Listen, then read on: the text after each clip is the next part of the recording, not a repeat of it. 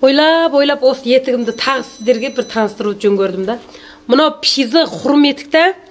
Бұл етікті азыр мына етікті көріңіздер. Мынаны мен 99-дан қып бердім ғой. Міне чампи, хұрым, чамтабан, Бұның да етігі бар.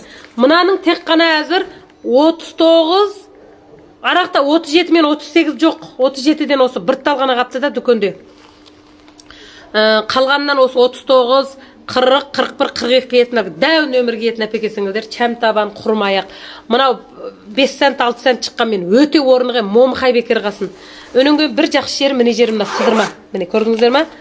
Сыдырмалы мынандай шыққан әлгі неменесі мына симай қалады деп алаңдамайсыз да. Сондай бір керемет етік бұл. Өніңге сіздерге мен мына етіктің қарасының да осы 38-39 қапты. Қысқа қоныштысынан 41-42 қалды. Мынаның да сол үлкен нөмір қалды.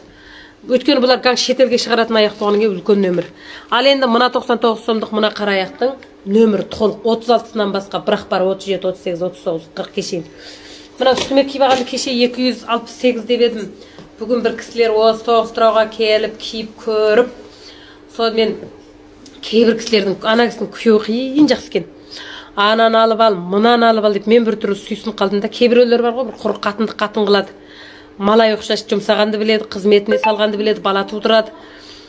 Бір бүйтіп күшінгенін көрмейсің. Осы дүкенге кеп сөйтіп қатынына күшінген еркектерді көрсем сүйсініп кетем да.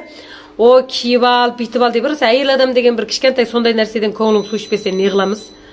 Соның кейін ана күйеу ананды алып ал, мынанды алып ал, болды деп деген сөйтіп жатыр. Анау мен амайым деп әрем бір-екі тауып алды айтып өтмейді. Ішімдеген зорлап сатқан болдым. Мынаны алсаң 100 сомға. Мына өзі пифаға 89 сом кірген, қымбат емес, қымбат дейді. Бір 10 сом пайда алмаймыз ба? Мынаны кибағаның мен мынаны таппасаң жері оқшаш пейленбайды ол деп зорлап саттым шыны керек. Сонымен бір кішкене бопасын көтеріп кепті, оған бір дүкенде бір кішкентай балалардың бір ичіңнен қаған бір итауы бар екен. Соны бердім, қуанып кетті сонымен.